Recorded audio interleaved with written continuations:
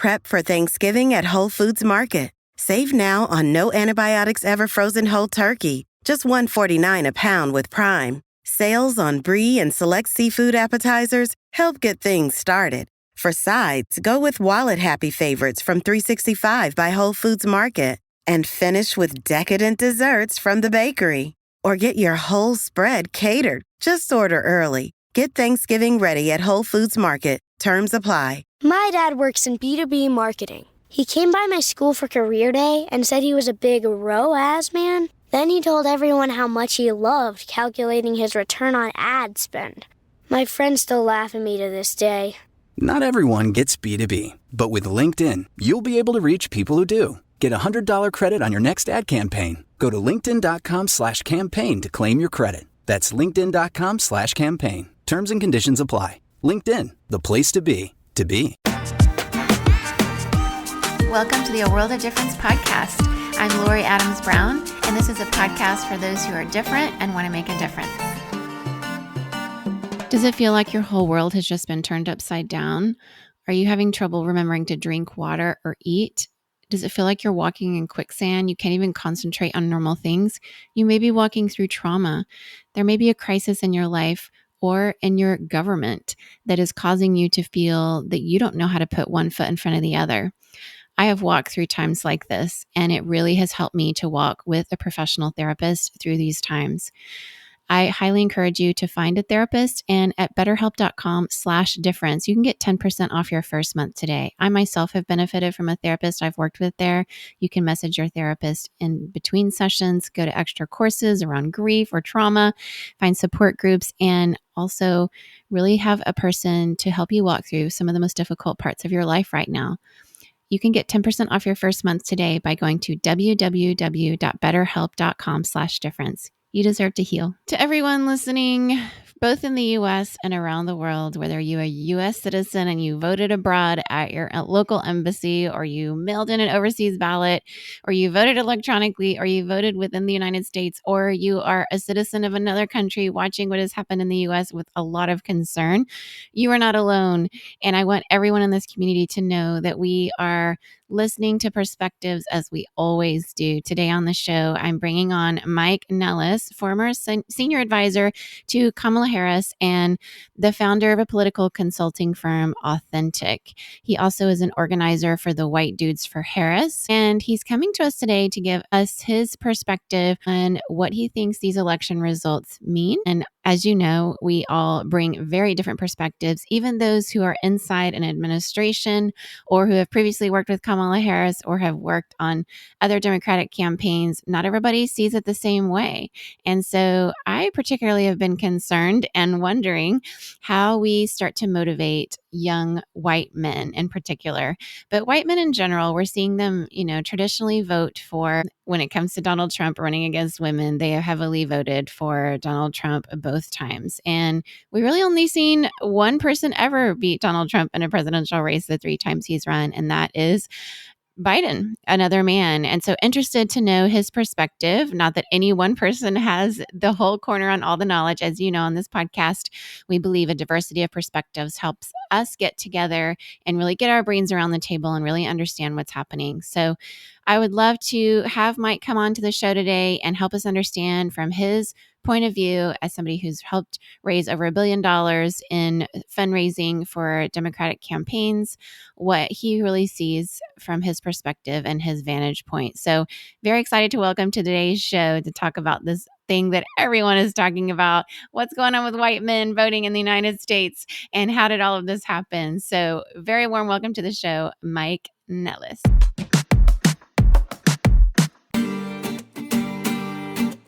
Mike, welcome to A World of Difference podcast. Hi. It's great to have you, not under these circumstances, but I'm so glad that you're here to unpack what many of us are walking through and trying to make sense of all around the world, whether people are U.S. citizens or they're in the U.K. watching this happen or in Singapore and different places and wondering what went on in the United States of America this week with our election. First out the gate, I'd just love for you to give a little bit of background about who you are and how you got involved in this whole aspect of the political situation here in the U.S. Sure. Well, I'm a 2-decade veteran of democratic politics and social impact work. I got my start. My very first campaign was for Barack Obama in 2008. I dropped out of college to go volunteer on his presidential campaign, which was economically not my wisest decision, and got into the digital aspect of it. So I'm one of the party's leading experts on digital advertising, digital mobilization, digital fundraising. I've helped raise over $1 billion in small dollar grassroots fundraising, and I'm the founder of Authentic, which is one of the premier digital advertising firms on the Democratic side. If you've ever gotten a fundraising email or a text and you thought, hey, that's actually pretty good, I wrote it. If you didn't like it, I didn't write it. So I would frame it. I'm likely best known for two things now. One, I'm a former senior advisor to Kamala Harris. I worked on her 2019 campaign and was with her for many years, basically built out the beginning of her digital infrastructure right around the time that Trump was elected, because they were elected to federal office for the first time on the same night. And really helped to introduce her to the national stage. And then I'm also the founder of White Dudes for Harris, which is one of the affinity groups that got set up shortly after the VP became the nominee. And we wanted to have a conversation about the role that white men should have played in electing Kamala Harris. And unfortunately, she fell short this week, but we were pretty proud of the work we did on that. Yeah, I'm proud, and it's affected my family. My husband and son were in the call, and my son donated to the campaign, and I'm really grateful for the work that you have done and you're going to continue to do. There's a lot of talk right now about what happened this week, and I know that the blame game is in full force, and often in these situations we blame a female candidate like we did with Hillary Clinton on her likability, or, she should have done this or that, or she should have done more here and there. We see it not just in politics, we see it in business and in all industries where sometimes we blame what feels like the safe person. But I'd really love your take, Mike, on what you think some of the key outcomes were from Wednesday's election. What stood out to you the most? Yeah, the first thing I would say is that I think for your listener, ignore 99% of the takes that you hear this week and in the coming weeks. There is not a lot of data out on what actually happened on Tuesday, and a lot of people are making assumptions based on faulty exit poll data, based on their own assumptions. And what I hate about politics, I actually maybe hate it about people generally, is like there's so many people in my Twitter feed right now that are like, Kamala Harris lost because of X thing that I've been talking about for the last 10 years. And it's like, oh, of course, it just confirms your belief. And that would be like if I hopped on this call right now and blamed, our lack of ability to communicate with white dudes for the reason that she lost. While I think that's a problem that the party needs to address, I don't think it's the reason that we lost. And I'll give you my honest take. It's a very political science take on it. I do have a political science degree. I wouldn't say I use it a lot in my work, because campaigning and actual political theory is a little bit different. But we lost because we have an unpopular incumbent president in a time when inflation is really high and interest rates are really high and people are mad at us. And the way that we lost on Tuesday is so definitive that I don't think there's anything that Kamala Harris could have done. And if you actually look at it, there's a significant swing across the country in almost every state except for Colorado and Oregon. And the temptation for me to move to Colorado and live my liberal life is very high right now. That joke has a double meaning to it that I didn't mean. What I think happened is we have an unpopular incumbent president who is overseeing a time of high inflation and overseeing a time of high interest rates, and people are frustrated. And the way I've been framing this for a lot of my friends is I think that we lost a lot of voters who actually do care about women's reproductive health, who actually are uncomfortable with Donald Trump, who are worried that, what he's going to do to democracy and what he's going to do to this country. But being able to worry about those things is a luxury if you can survive the inflation that we've seen over the last couple of years. Like when I went to the polls, I voted for Kamala Harris because, one, the war in Ukraine is something that's really important to me. And so that was actually my top issue in the race. But I also want to make sure my wife has the same rights and dignity as I do. I want to make sure that my son has a role model he can actually look up to. I genuinely believe that electing Donald Trump makes it harder for me to raise a good man as my son, and yep. I'm not happy about it. But those are luxuries because I'm making enough money that I don't have to worry, and I'm not living paycheck to paycheck because I have a good job. And if you look at the exit polling data, assuming it's accurate, and I do think this is probably accurate because it feels right to me, we won people who make over $100,000 a year. We did okay and lost a little with people who make like 50 to 100K and got murdered by people who make less than $50,000 a year. And that to me tells the story of the election. If you don't have the luxury to make any other decision other than economics, you go, I can't vote for this ticket because Joe Biden and Kamala Harris made, eggs more expensive, made gas more expensive. And I don't really think that's what happened. In terms of I don't think the Democrats are responsible for that, but I don't think it's reasonable to expect people to be able to make any other decision. The party in power is responsible for things like that, whether it's their fault or not.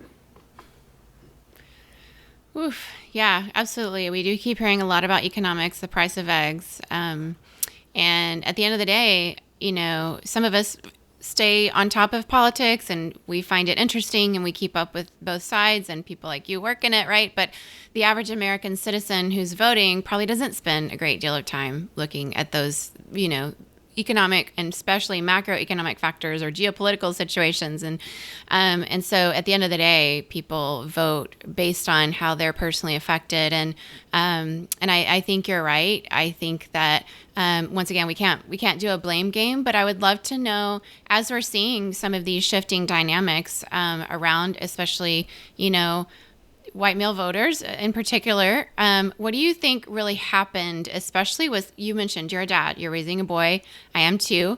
And, I've heard even if the last few days, kids in school, boys saying to girls, your body, my choice. That stuff's going on online. It's been very scary for girls and for parents that are raising girls and parents that are raising boys that are concerned. They don't want their boys to say these kind of things. What are some of the things that you notice shifting, especially among some of the younger white males in this election? Yeah, well, there's a real echo chamber of a problem with young men in this country, and I don't think it's just young white men. I think it's young men, period. We need to do a better job of creating positive male role models, and we need to do a better job of highlighting a different version of masculinity, because at the end of the day, Donald Trump, J.D. Vance, Andrew Tate, all these guys, they are not real men, in my opinion. And, real men lead with empathy and compassion. Real men protect and provide. Scott Galloway talks a lot about how, and it's a little bit, heteronormative is maybe the wrong term for it, but it's a little bit pedantic. It's real men, their job is to protect and provide. And actually Galloway joined our White Dudes for Harris call, and he said, I believe the best way to protect and provide is to vote for Kamala Harris, and here's why. And I thought that framing was really good. And we don't have enough people who have built audiences out there. And I'm hearing a lot from Democrats right now. They'll be like, we need our own Joe Rogan. Be like, no, we don't. That's not how that works. Joe Rogan built a massive audience of people across multiple demographics, but certainly a lot of young men. What we actually need to do is engage with that audience. And I'm not saying that's the reason we lost this election. The election was baked in, I think, on the fundamentals, period. But we're losing people over time by not engaging with them. And so, while I'm, sad that Kamala didn't do Joe Rogan's podcast, I we should be having regular presences, and we should be building up surrogates who can go on those shows and do that. And I'm thinking Mayor Pete, and I'm thinking Mark Cuban, and I'm thinking Tim Walz and Kamala Harris, of course. But being able to do that and then do it in a million different places, going on Theo Von's show. And so many times Democrats and left-leaning people will go, well, I don't want to help Joe Rogan get more sponsors. I don't want to help him build his audience. He's going to have his audience regardless of what you do. Fox News is going to have their audience regardless of what you do. I think it's been a massive mistake to withdraw from Fox News by the Democrats for the last 10 or 12 years. And we need to keep going into spaces that make us uncomfortable. And by the way, spaces that make us uncomfortable also mean rural communities. We need to be going out and communicating with rural communities. We need to be going in all kinds of spaces. We need to be fighting for every vote. Donald Trump once again stretched his leads in rural communities again. And he also increased his vote totals in urban centers too. And that's part of the shift that you saw nationally. Kamala actually did better in the battleground states than she did in the rest of the country, which will tell you that her campaign was effective, which is good. Yeah. And shows that campaigns do matter. But we need to engage on that, and we need to start speaking to the issues. And if we are going to continue to organize based on identity, and I'm not sure that it's right, and I'm not sure that it's wrong. I'm not going to give you an answer on that, because I got a lot of reflection I have to do on how I put my campaigns together. But if we're going to put out plans that are, we're going to put out a plan for black men, and we're going to put out a plan for women, and we're going to put out a plan. We have to put out a plan for men too. And we have to put out a plan for white men, including that, because they have problems that are going on in their community too. Like white men are 4 times more likely to commit suicide than any other group of people in the United States. 4 times. I didn't hear either candidate talk about it. I didn't. And that's a problem. Right. And if we want to win people back, we have to make them know that we care about them, and make them know that we're going to help them. And, again, I'm not entirely convinced that continuing to campaign that way is the right way to go about it. And by the way, like identity politics gets to be like a really loaded term, but identity extends further than like race and gender. Like identity is also like the things that you care about and the communities that you're a part of, and your college community. And like I went to Notre Dame, and like that's part of my identity. Like I'm Irish, that's part of my identity. So it goes deeper than that. So I don't want to give your listener an impression that I'm trying to suppress people's identity or anything like that, but it is just something that I think we have to really think about right now, because what we're doing isn't working. Love all that. Yeah, I think that so often, as we're seeing, 2016 was something, 2020 was something, 2024 was altogether something else, but we're still seeing some similar patterns of how difficult it really is to expect a presidential candidate to really go against some of the major themes in a culture. It's very difficult to expect a woman to go into a space that was made by men for men. We don't have the Equal Rights Amendment still after 100 years, even Abigail Adams famously told her husband when the Constitution was being written, don't forget the ladies. We see that in the Hamilton musical as well. And yet we expected 2 different times a woman to go up against this very, what I would describe as a toxic masculinity type candidate. And we only ever saw him be defeated by a man.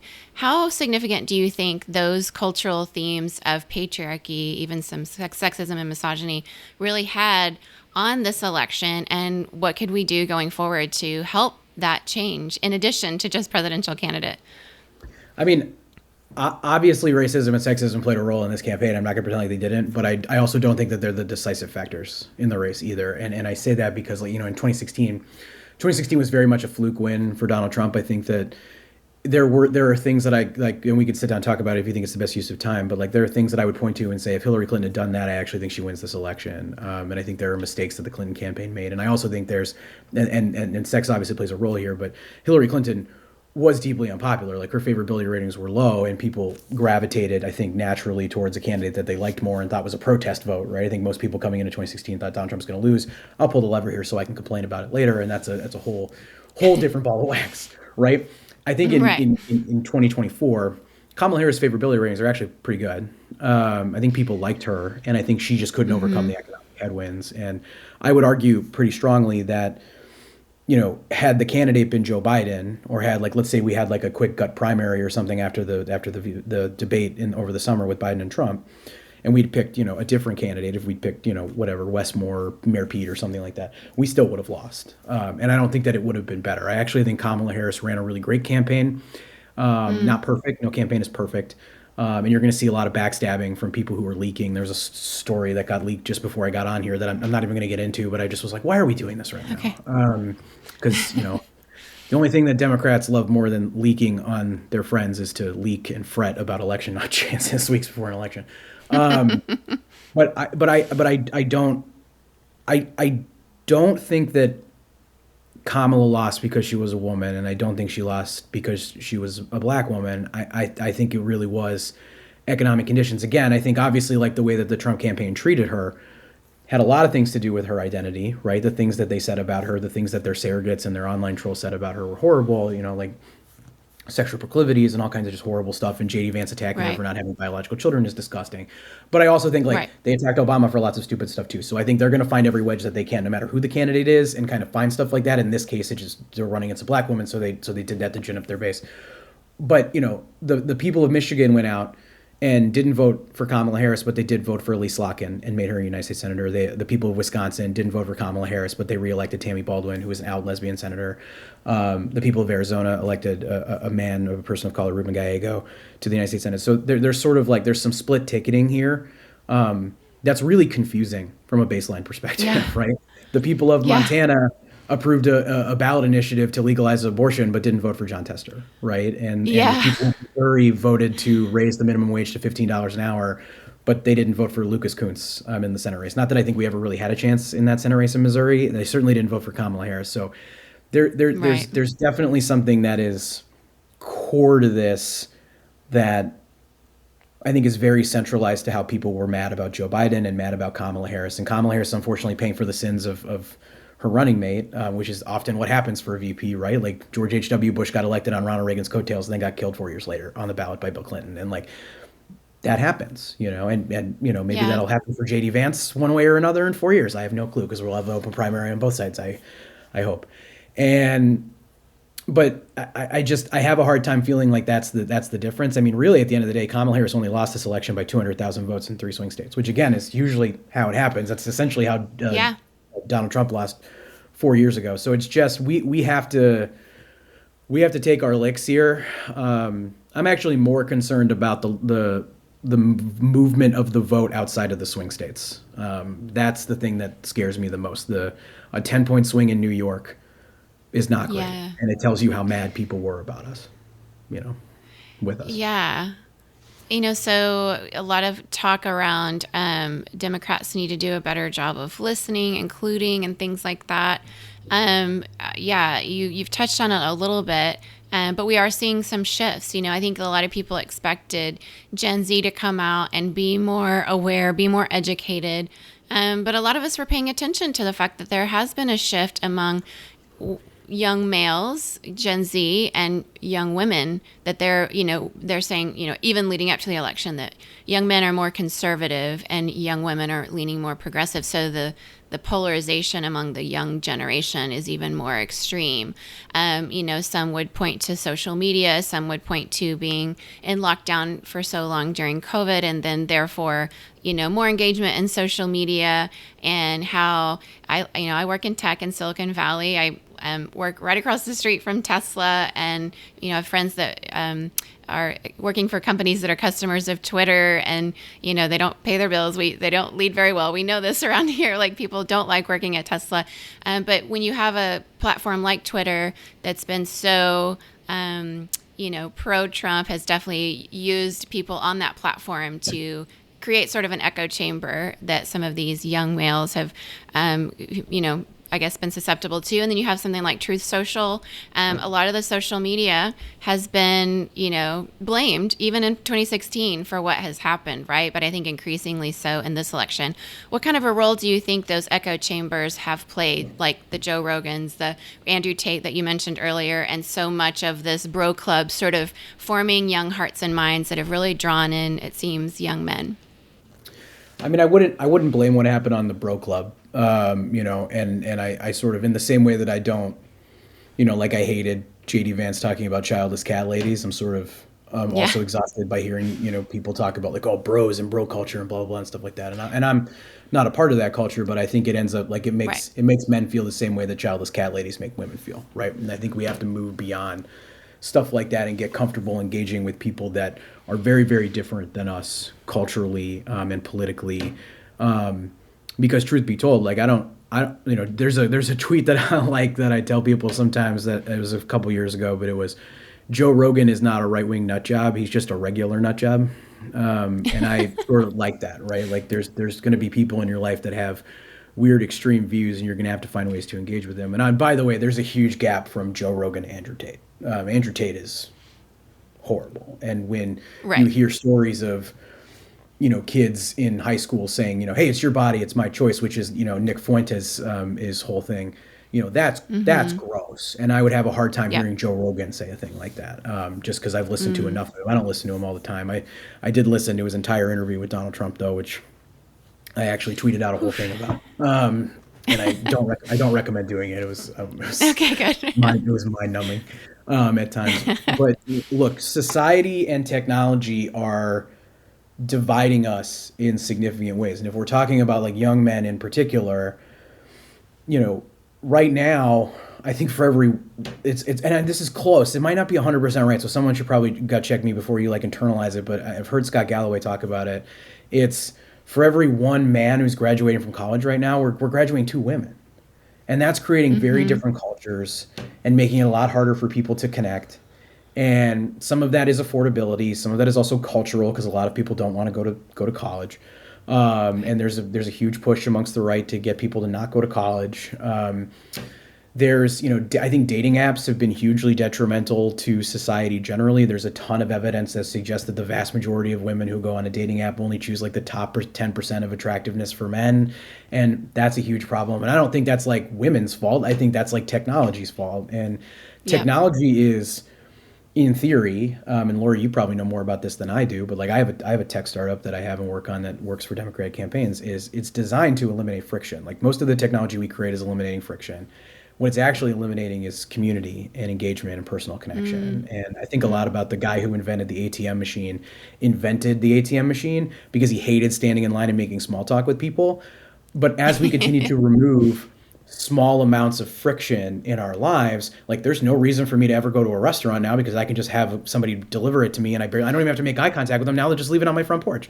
And all those moments are going away. And then on top of that, you have social media, which drives us even further. And then you have billionaires like Elon Musk who are trying to drive us even further by, turning Twitter into a right-wing echo chamber. It just becomes even harder to build meaningful connections, and we become much more apart. And I'm telling everyone that I know in the Democratic Party, all the other strategists and operatives, like, go make a Republican friend. Go make one. Just have one, two, if you can. Or go make up with a relative that you burned a bridge with a couple of years ago, because we can't live in an echo chamber either. And I recognize how hard it is for me. I also recognize that for a lot of your listeners, you're listening to a relatively affluent white man tell you to go make friends with a Republican. And like the stakes that I have in this are different than like a woman who's fighting for reproductive health is being treated in a different way. I recognize all that. You do what's best for you to keep yourself safe. But if we want to move people forward, it's going to be because we build meaningful connections with them and we start to understand each other better. And like I have a friend, and I'm not going to say his name because I don't want to get him in trouble, but he voted for Donald Trump. He lives in Chicago. We went to college together. He's a good dude, but we have profound disagreements on a couple issues. And I think sometimes he helps me understand it and I help him understand me a little bit more.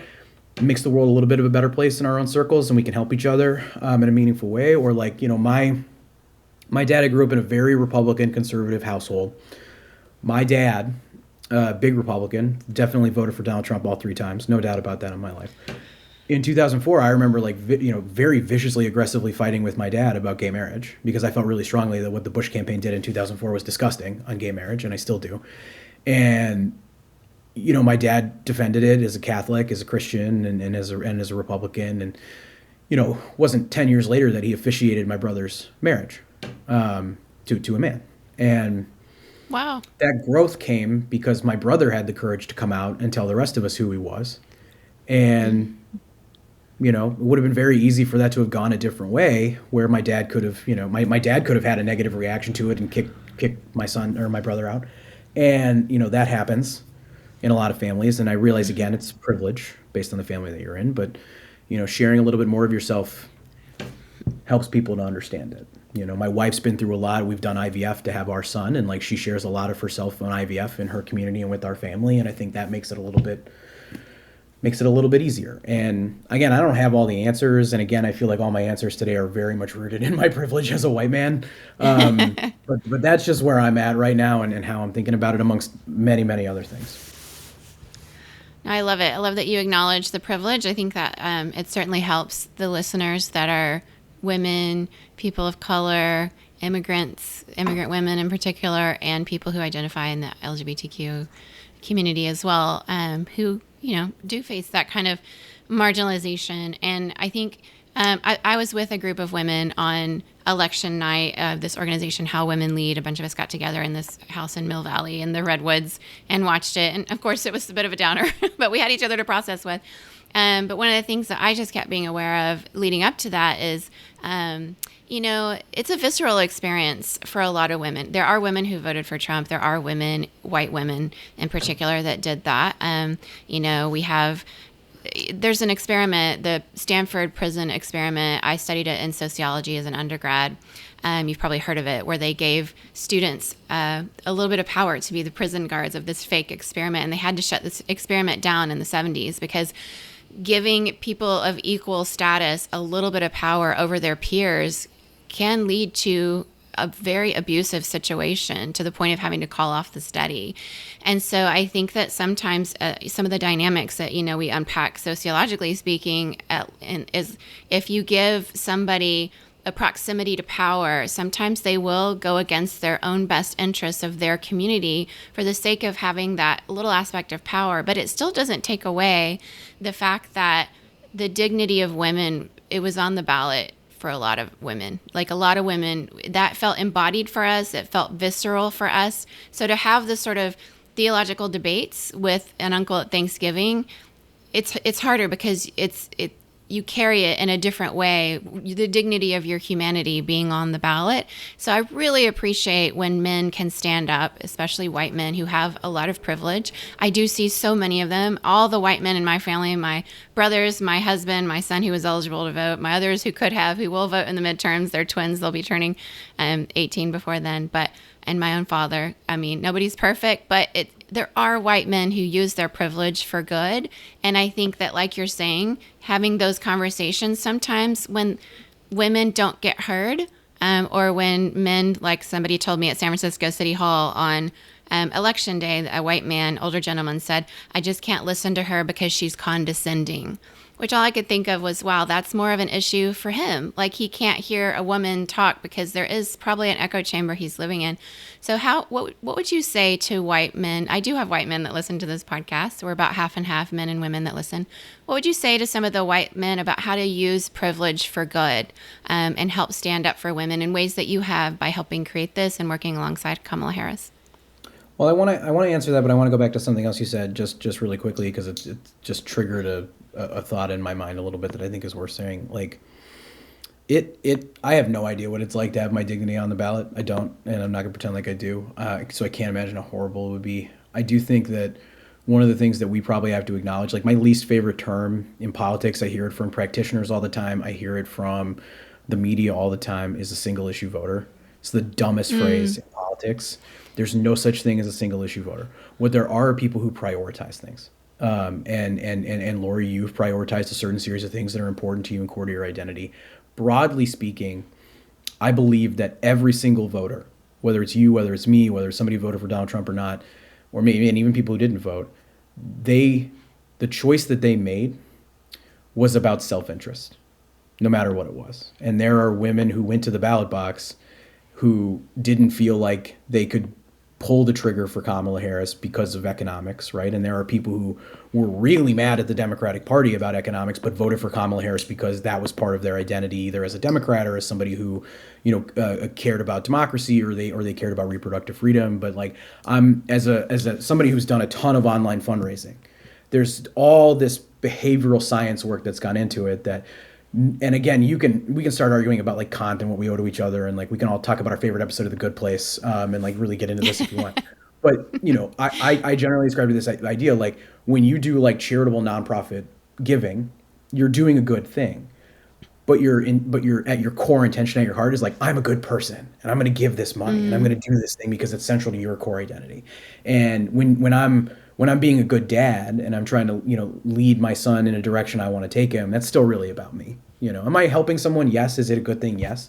But it's really about my identity. And I think that's true for so many people who voted in this election. And it's a good reminder that if we don't give people a reason to vote for it that has to do with their daily lives, especially at a time when the election was decided on something that is a daily indignity, which is inflation and grocery prices and things like that, I think we just can't win. And it's also deeply, deeply unfair to continue to ask Black women and Black men and white women and other groups to vote for us 90% to 10% in order to deliver a victory, which now dovetails into the question you asked me, which is like, how do we start to engage better with white men? And part of it's going to probably be that we have to change the way that we talk about it and the way that we talk to them and the way that we frame things, because I'm comfortable talking about my privilege as a white man. I don't have any problem with it. I think it's a very real thing, but I can't expect other white men to have that same reaction.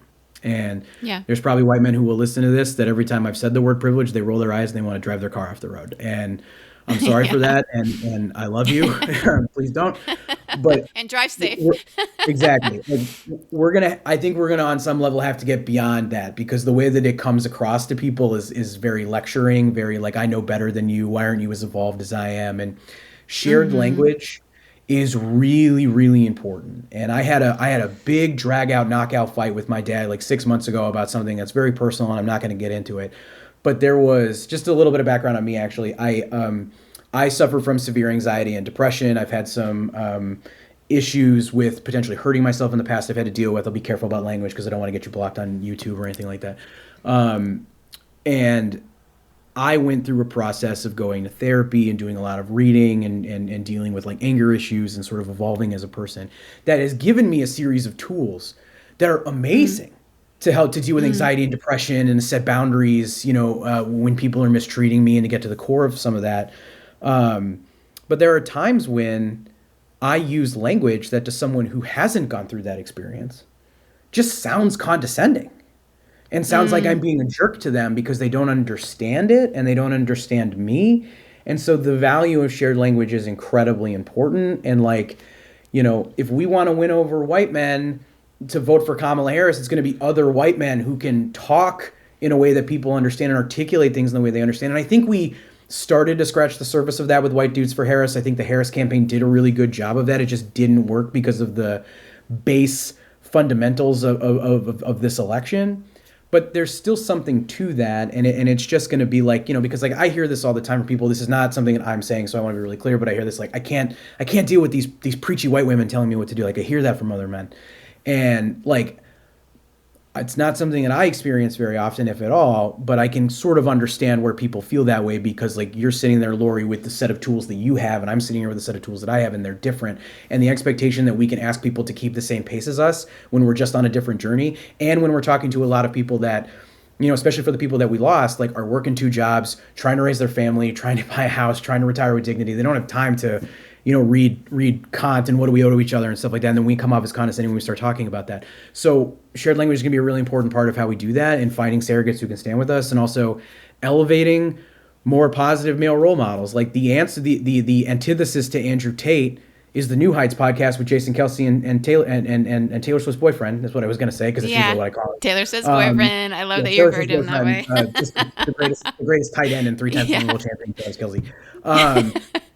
You know, that's going to matter because that's actually a much safer space for men. It's better version of masculinity, in my opinion. I listen to it every week. It's my favorite. It's probably my favorite guy show, and stuff like that. So I'm thinking a lot about that and sort of circling the drain on how we can do a better job there. So Travis Kelsey for president? Is that what we're saying? Oh my God! You know what? He's such a himbo. I don't know, man. Jason Kelsey though. Jason Kelsey. Yeah. The man. I'll die on the hill. Jason's the better one. No, I love it. I think that this conversation happening with men and other men is so important. And so I think that's why what you created with White Dudes for Harris was so impactful. And I think that in a world where certain men are going to perceive women as being white, preachy women or Karens or whatever they think, you know, they're just going to have a hard time listening to us. And so maybe the first phase of it is men paving the way and having that conversation between 2 men in ways that men can. It's so important for especially this younger generation who, as you said, do need good role models. So I think just sort of to wrap it up, as people start to think about going forward, I know, did you have another thing to say? Okay, go for it. If I could add, if I could just add something too.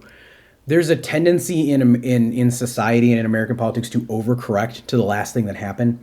And I want to be really clear that like while this was not a good election for Democrats, like there are a lot of low propensity voters who turned out for Donald Trump. And I think we need to be careful that like this was not as big of a loss as it could have been and not as big of a loss as it seems. And Democrats did better in places that you would expect that I think portends to a better future if we do some of the work that we need to do. So I want to make sure that people don't overcorrect to stuff in the same way that like you'll hear a story about a young boy parroting something he saw on a YouTube show and it hurts. I don't think that's the majority of young men. I don't. And I think that the majority of us are still fundamentally good. There's always going to be outliers. There's always going to be, with social media and the news, a tendency to overcorrect to these things and be like, look at what's happening with white men. You know, now that Trump has won, all these kids are saying these things. And my guess is it's probably not, right? It doesn't mean that there aren't people out there doing it. It doesn't mean you're not going to experience that in your day-to-day lives because it is real. But we shouldn't also overcorrect to it either. Like we need to sort of try to be as clear and realistic as we can in terms of questioning our assumptions and trying to do better, but not overcorrecting, because overcorrecting can actually cause additional issues. And I think in some ways the conversation we had during Me Too and the cancel culture stuff, like post 2017, actually overcorrected in certain ways and kind of have to walk some of it back. And that's part of the cultural change that needs to happen on the left because we lost that fight, like we did. And so I'm trying to be mindful of that right now too, is like, how do we correct it and get something that's a little bit more balanced to where there can be positive male identity and women can feel safe and secure and not have to deal with this stuff either, because I don't want that for you. And I have no frame of reference for it because I've never really experienced it, but I don't want that for you. I trust my wife when she tells me about her lived experience. So that's just, I'll stop yabbering on now. Yeah, no, I think that you can either have a scarcity mentality with this, like there's a pie and only a certain amount of pieces for everyone, or you can have an abundance mentality where we can all flourish and coexist in this nation of diversity together. And that's something I wholeheartedly believe in. There's a big conversation going on, and I think some of the younger generation may be more sort of aware of this, but I wanted to ask you the question. There has been some conversation going around with younger voters wanting to know if the votes were counted correctly. I've been seeing a bit of it on social media. I don't know if you've been seeing it some too.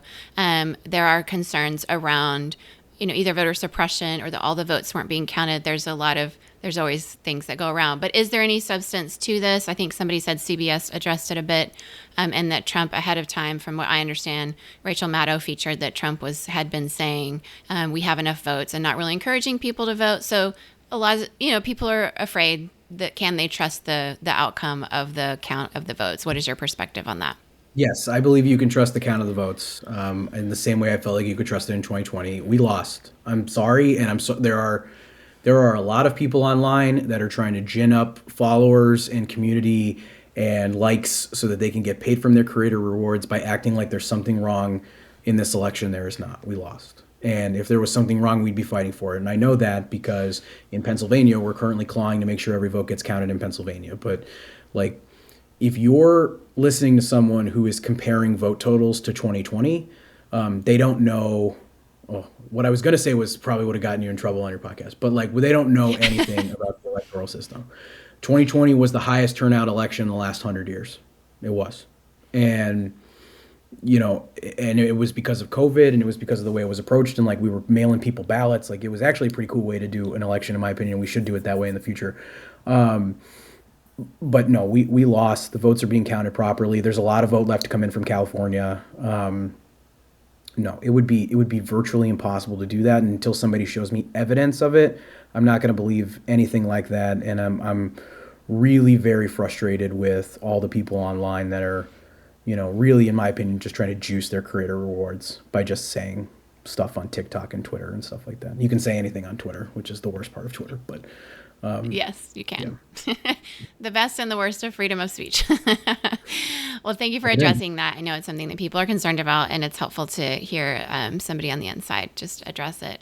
As we wrap it up, I would love to hear you give us any sort of calls to action from your perspective. I know that some people are still just walking through the grief and the lament, the mourning, the healing, and may not be ready, especially some of our Black women that listen that fought so hard and have for so long. And it's, people are exhausted. But for those who are ready to look at a path forward, what would be some calls to action that you would give us? Yeah, I think no matter what stage of grief you're in, sit in the way that you feel for a while and feel it really deeply. If you're sad, be sad. If you're angry, be angry. If you're confused, be confused. I get it. I'm a professional political operative, so I moved through the stages of grief a lot more quickly. I'm already into reflection. I'm just purely trying to figure out how I can be a better strategist. But I want you to do that first, because this knee-jerk reaction to have a solution this week is just one of the dumbest things I've seen on the internet in a very long time, which is really saying something given how the last year has played out. Saying a lot. Yeah, it's really saying a lot. But the number of times, I think I've burst one of my eyes just rolling every time I'm on Twitter right now with people's bad takes. But the next step of that is.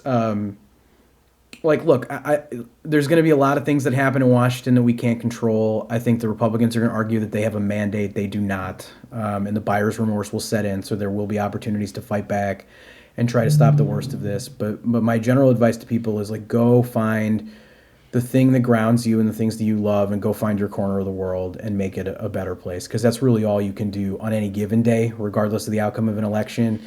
If you think your local Democratic Party sucks, get involved and go fix it. If you think your member of Congress or your city council member is corrupt, run against them. If there are people in your community that are under attack, go stand with them and fight with them. That's all you can do. That's all I'm going to do. I'm going to make my corner of the world better. And what that means is figuring out how to use my company and my connections and my experience to help elect more Democrats and to improve the Democratic Party. And I have just a different platform than other people, but find your corner of the world. Figure out what you love and what you want to fight for, and go fight for it, because that's what you got to do. And I would have told you the same thing if we'd won. because that's really all you can do on any given day is like, what can you control and what can't you control? And for the stuff that you can't control, you got to let that slide off your back. You just do. And again, easy for a white man to say on this call right now.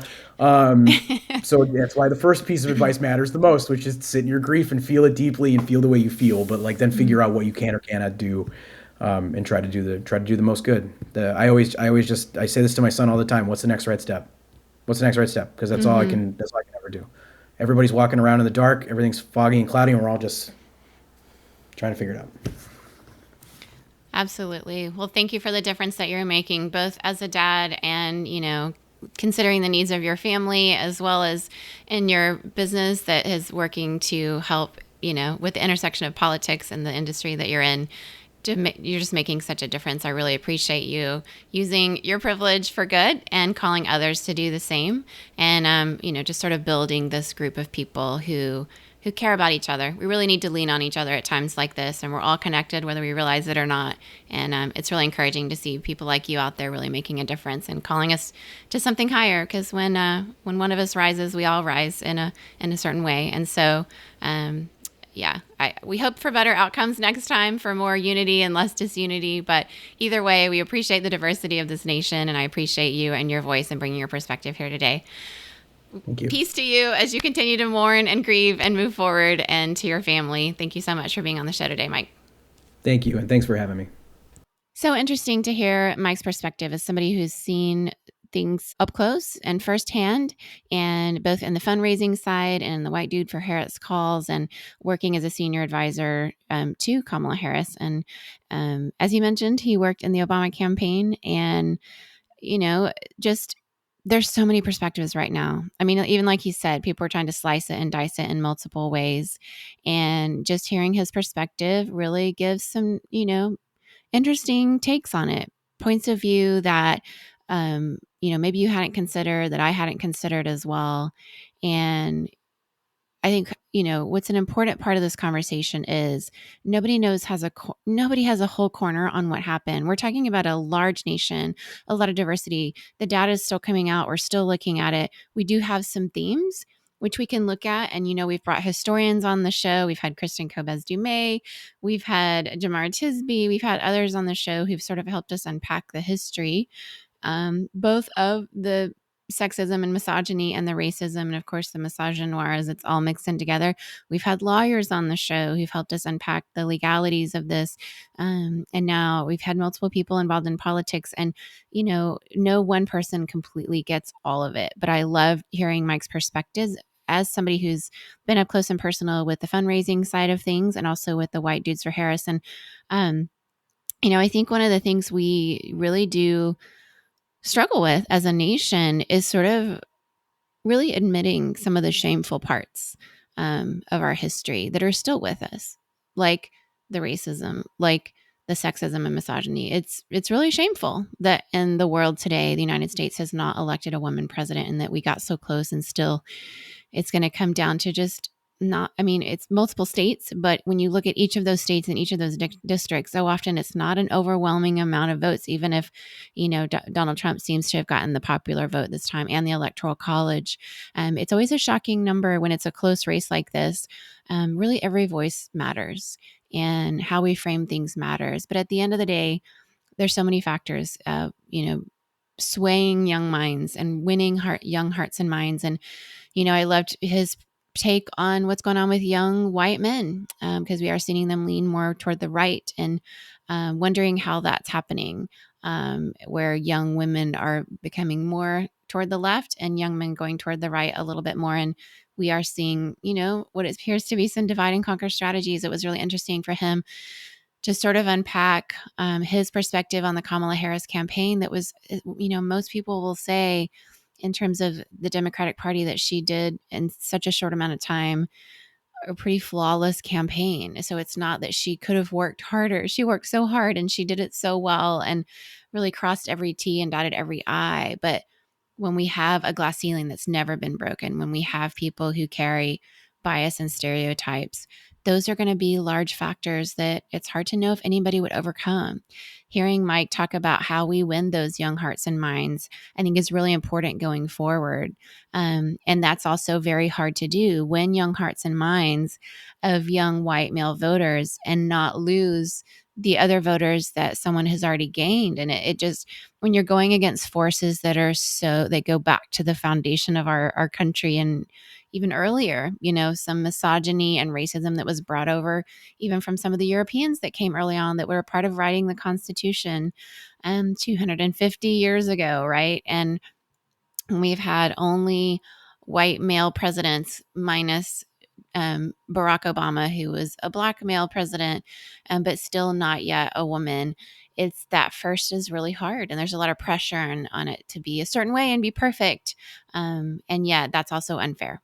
And it's something we all carry. But, hearing Mike's perspective, so insightful from his take, his point of view, some of the narratives around addressing the loneliness that has happened both from companies like DoorDash delivering food to your door, the way he mentioned you don't have to interact with people, and having, friends online and on social media, and how there's still like a disconnectedness going on. And I certainly believe those factors are contributing to some of the misogyny and racism. And when you have people like horribly saying very violent things towards women and inciting that type of violence, like Nick Fuentes, which I strongly, strongly condemn here on this podcast and just in my personal life, and people like Andrew Tate, who have been very violent and condoned a lot of violence towards women, and those influencing young hearts and minds.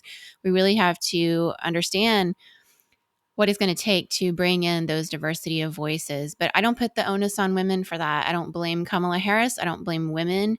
I really hope that men like Mike will start to do what he's done, and that's to start doing more organizing of calls like the White Dudes for Harris call.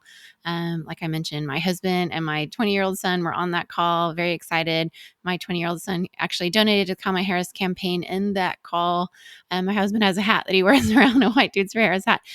There was something about giving that identity, giving that opportunity to build community and say, there's nothing wrong with being a white man, but what has been given to you, it does require a certain amount of responsibility in a situation where there are men out there who aren't going to listen to women. There are white people who are only going to somehow listen to white people. It's wrong. And it's not wrong to be a white man, but it is an opportunity. And we need white men. We need white men to call things out when they see it. I know it can be really exhausting, but who's really exhausted are the Black women who have really carried this load for so long. And then some of the other, women as well. And it's really exhausting to have to deal with your dignity being on the ballot, and ultimately the majority of the country deciding, both in the popular vote and electoral college, that, putting somebody who has sexually assaulted women and is a felon and has said horrible things about women, calling a woman trash, inciting violence towards Liz Cheney by talking about guns pointing at her and all kinds of other stuff, that wasn't enough to not elect this man. And so the dignity of women has been on the ballot. There are lots of conversations going on in chats and, times where guys hang out together. And those are the opportunities we hope you will call out if you are a man, and that you will say, that's wrong. We don't talk about women like that. And start to call, it's not just the big things, it's the little things. It's letting men get away with talking about women in certain ways. Those forms the hearts and minds of our children, of our boys. And it's no small thing that little girls are being told on the playground, your body, my choice, in quoting Nick Fuentes. This has emboldened that, and it was already so difficult. So we're not just talking politics here. We're talking communities. We're talking everyday life and schools. And so I really am excited for people like Mike and other ones out there. I know there are many of you. I personally have many great men in my family. All the white men in my family voted for Harris. My two brothers, my husband, my son, the only one that's eligible to vote, and the other kids would have if they'd been old enough. My dad, the people in my family have really used their privilege to speak out for good in my perspective. And, some guys I went to college with, some great white men out there. So please don't come at me saying not all men. I get that. Please don't center yourself and have to feel like you explain that.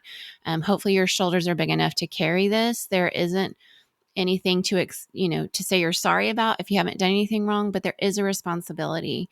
And so I am really excited to see the White Men for Harris, the White Dudes for Harris organizing group, and other men who are saying, it's not enough to say, I protect this woman in my life. Really, she needs you to use your privilege to help change systems that she's not allowed to walk into, tables she's not allowed to sit at, conversations she's not in or wouldn't be heard in. Those are the things we need men to really be involved in. So organizing calls like White Dudes for Harris, where guys got to be together and say, look, we stand for this and we stand together and we reject sexism and misogyny and racism. And we come together by having conversations with each other in moments where women or people of color won't be listened to or won't be heard.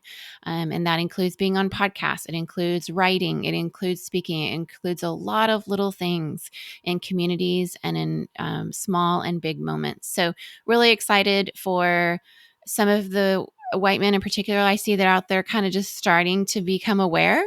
I'm seeing a bit of anger expressed right now.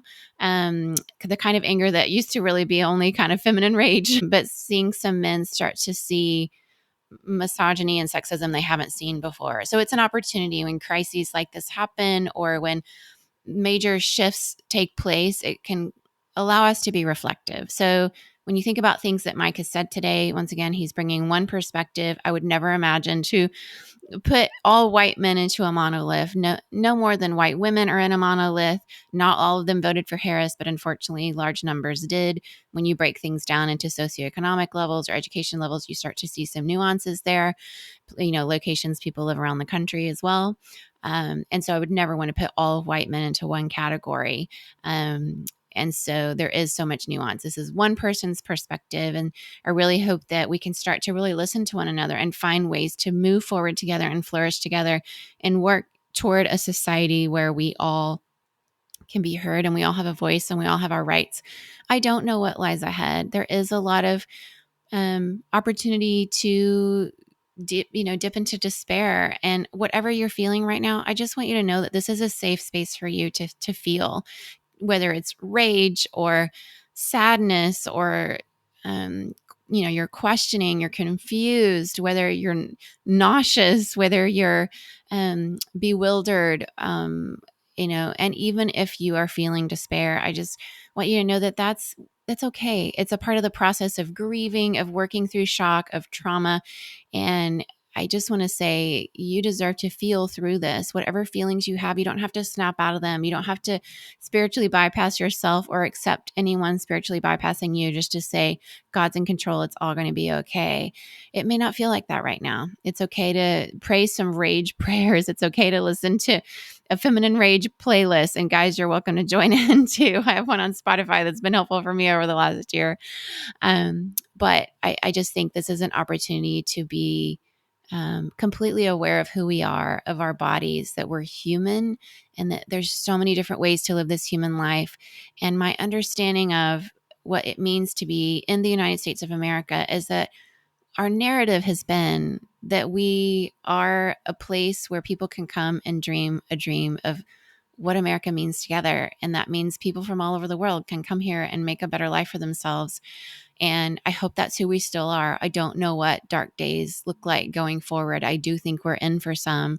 And I am leaning on the strength and solidarity and wisdom of people who have walked through a lot of pain and suffering for generations, that carry, unfortunately, a lot of trauma in their DNA, but have got a lot of great wisdom of how to walk through this time. And I would say those are my Black women friends here in the United States and in other countries who have walked through their ancestors being enslaved. So if you don't have Black women that you're listening to podcasts from, that you're reading their writing, reading their books, following them online on social media, I would encourage you to do so. They have some skills that they've walked through life with. And I would also say some of my Venezuelan friends that have taught me through a lot of adversity under the Chavez years that I experienced kind of at the beginning of. And then my years of living in Asia were a lot of during his time of being president, and then the Maduro years. And my Venezuelan friends have taught me quite a bit about how to walk through pain and suffering and take care of one another and lean on each other. Also, my Indonesian friends, where I worked in tsunami relief under Sharia law in Aceh province, they taught me quite a bit. So I just want to tell you, this podcast is all about bringing a diversity of voices around you and hopefully introducing you to some of those voices and then giving you springboards to go from there. And as always, I want this to be a psychologically safe space for you to express your feelings with respect toward one another and knowing that the dignity of human beings, whether they're different from you or agree with you, this is a place where we give each other dignity and respect. And in doing so, cultivate that psychological safety to listen to one another. So hopefully this conversation today has spurred on other thoughts, made you curious to learn more. And if anything, just to take care of yourself. It's hard days. It's hard days now, and it's a few hard days coming. And I know a lot of you are making some decisions if you live in the United States of America about maybe moving back abroad. And as you're walking through those conversations, feel free to reach out to me. I do have connections as well overseas. And if I can introduce you to anybody, find me on social media. I'm not going to be on Twitter much anymore because of what has happened with Elon Musk really using that platform to spread disinformation and violence towards women. So not closing down my account for now, but won't be on there much.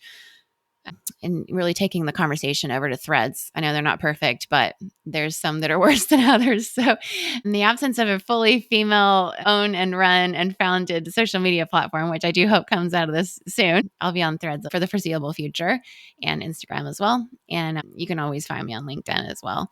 But taking it away from Twitter, just don't want to be complicit in that space that has really intentionally done things to kind of control the media and sway the election, with also an incredible amount of violence towards women being displayed there. And so that's why. In the meantime, whatever happens, just know that you matter. Your voice matters. I don't know what it looks like, but let's lean on each other as we walk through this. And those of us who have privilege, whether it's being a majority person in your country, for example, being white in the United States of America, it might look like being, Chinese, Singaporean, or it might look like being whatever your majority race is in the culture where you live that tends to have the seats of power and the influence.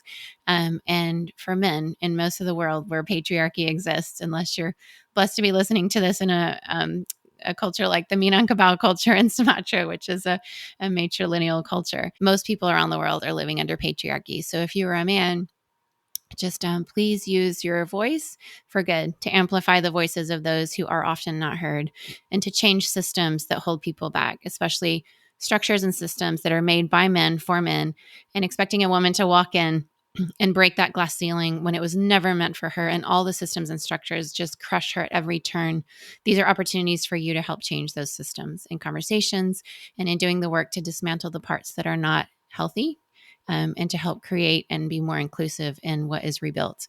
And so, often we'll see in organizations where this happens in business a lot, where a business is starting to fail or going down, and they will often bring in a woman, and very often a woman of color, to lead the organization because they know it's going to fail. And this is called the glass cliff. And so many of us, when we saw Kamala Harris get this position, were afraid this was a glass cliff situation, that it looked like it was going down because Biden, it was clear he wasn't going to win, that he was past his time, and things, in the constituencies weren't looking like they were going to vote for him. And then, giving it to her in a situation where she had, many are saying, really no opportunity to win, that she was doomed from the beginning. And that it feels like a glass cliff situation. And, guys, especially white men out there in the United States of America, let's really be aware of these things. It's not fair. It's not okay. Let's set women up for success, and let's do the work around her and for her and before she gets there, where the system will welcome her instead of just watching her crash and burn. This is too hard to watch. We don't want this for our daughters. We don't want this for our sons. We don't want this for our nation. Let's roll up our sleeves and do this work together. We need each other, white men included. We need your voices. We need your power. And the most powerful thing people can do is the understanding that the power of giving power away is one of the most powerful ways to use your power. So wherever you are, know that your voice is your power and you are powerful. And I hope that you take care of yourself and you use that power to just breathe and be mindful and be outdoors and drink water and remember to eat, especially if you're a woman out there. It's been a hard few days. And as we wrap all of this up, just know that I am for you. This community is here with you. Let's lean on each other and keep making a difference wherever you are.